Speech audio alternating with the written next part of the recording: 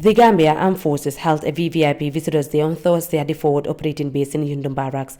This event aimed to showcase the critical skills acquired during training conducted by the British Mobile Training Team for the members of the Gambia Army.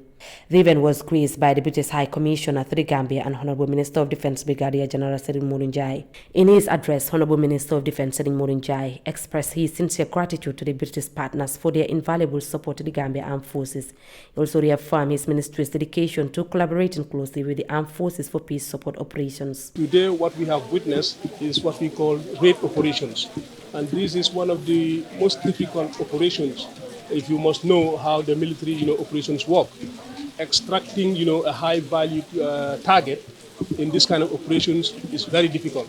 So today the demonstration that has been done in collaboration with our Gambian instructors and also the troops that have participated in this 3 weeks exercise, I think they've done a great job. So we want to urge the leadership and also the troops that we are very happy that these are some of the training that can help us. The ministry also is working hand in hand with the armed forces to make sure that in terms of contributing also to our international peacekeeping endeavors.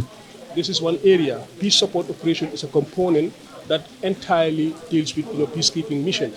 And once they know the nitty-gritties that are involved in peace support operation, once they go out there to represent their country, to discharge functions regarding peacekeeping operation, it means that the knowledge and all the activity that they have demonstrated here will be an added advantage. Lieutenant General Mamat Ocham, Chief of Defence Staff, emphasized the significance of the training in enhancing the capacity of his personnel. Like you've seen here, the skills that was demonstrated involves 2 aspects. One is the individual soldier. He has to be very knowledgeable about what his role in the group is. And he has to be able to execute his task professionally so that at the end of the day, objectives set by command could be achieved. Given the importance of training, we have prioritized it, and it takes much of our time now. And at all the levels of command, commanders are tasked through the CDS training directive, which comes annually, to provide training based on a quarterly basis. Most of the time, in each quarter, depending on the activities that happen, that is the kind of training we go through. This particular training is what is called the pre-deployment training, which is in preparation for our soldiers who are IMAC to be deployed for a UN or an ECOWAS or an African Union mission.